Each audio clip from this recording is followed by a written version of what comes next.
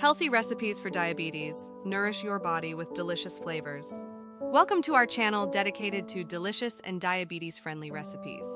Today we'll explore wholesome dishes designed to help stabilize blood sugar levels and promote overall well-being. Whether you have diabetes or simply love nutritious meals, let's dive in. Breakfast boosters. Quinoa breakfast bowl. 1. Cook quinoa in almond milk. 2. Top with fresh berries, sliced almonds, and a sprinkle of cinnamon. 3. Drizzle with a touch of honey.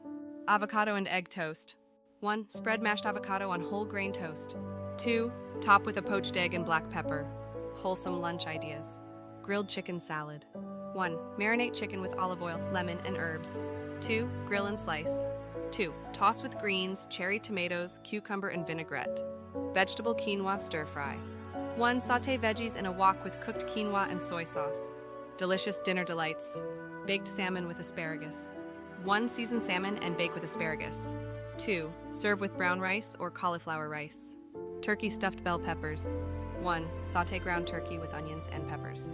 2. Stuff into bell peppers and bake. Sweet treats with a healthy twist. Greek yogurt parfait.